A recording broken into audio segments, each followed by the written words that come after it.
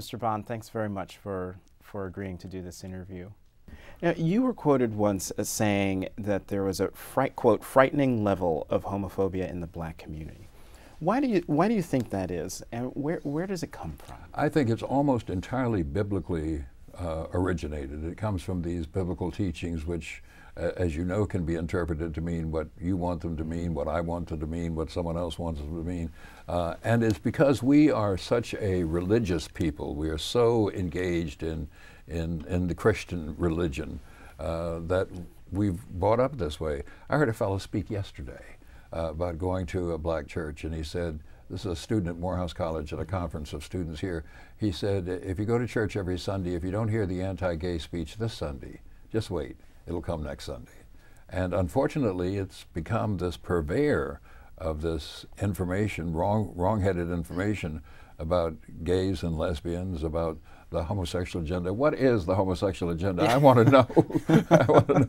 Anyway. We're all asking that question. Yes. So you hear these wrong-headed statements about it, and it is drummed into you time and time again, and it pervades the whole community. Mm-hmm.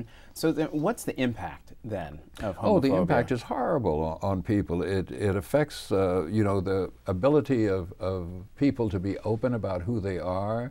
It affects their relationships with other people. I don't want this guy to know I'm gay because he won't like me. We're friends now, but wouldn't be. Here's this woman over here that I'm working with. I don't want her, you know. It just destroys the possibility of open human relationships.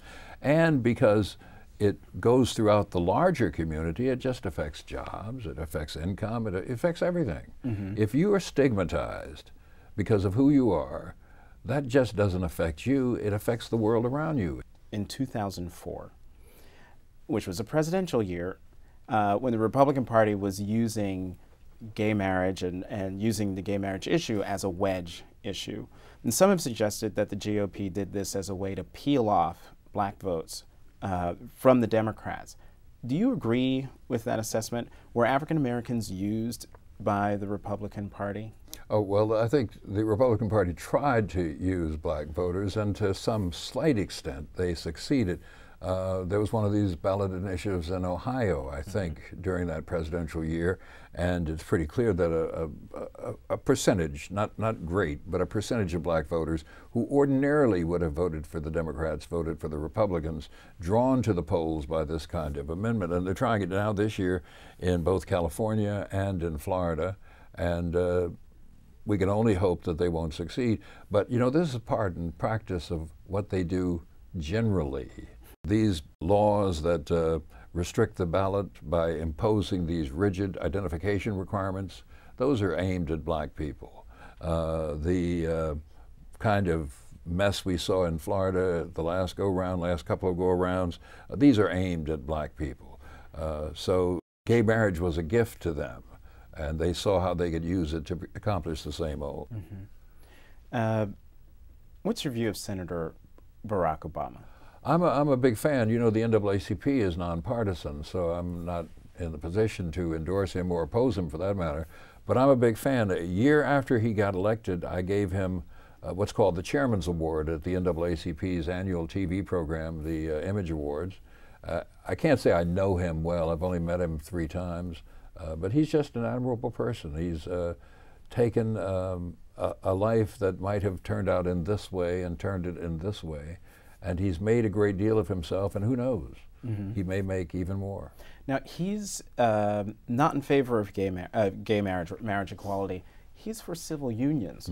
So first, are civil unions acceptable to you? And second, how would you try to convince him to support marriage equality if you could? Well, they're acceptable to me, but they're not the end-all and be-all to me. If you're, you know, I believe in compromise. If you and I disagree about something, but we can agree in the middle someplace, you know, okay, something that makes both of us happy.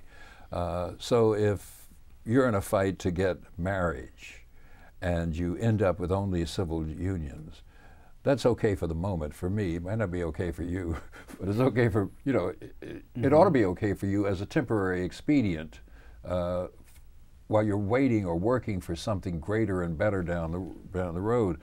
So if I were talking to Senator Obama, I would, and I don't know him well enough to say this, but I'd imagine part of what he's thinking about is political calculation. That growing numbers of Americans, I don't know the figures, support civil unions. Smaller numbers support marriage equality. And I imagine what's happening with him is some kind of political calculation that he'd better go where most of the people are. And to those people who think that's unfortunate, I think it's part of the practice of American politics, as unfortunate as some of these practices are. You know, you have gone basically around the country campaigning against anti-gay marriage amendments in various states. Were you? I mean, did you voluntarily do this? Did people come to you and say, you know, we could really use your name and your stature behind this? Both those things happened. The NAACP is opposed to these amendments. We don't have a position on marriage equality. We're neutral on that, or agnostic on that. But we do oppose these amendments because we think it's wrong to single out any group of people for special treatment. And that's what these amendments do. And so wherever they've raised their heads, we've campaigned against them. And where I've been able to physically go, I've done it myself. Thanks, Mr. Bond. Thank you.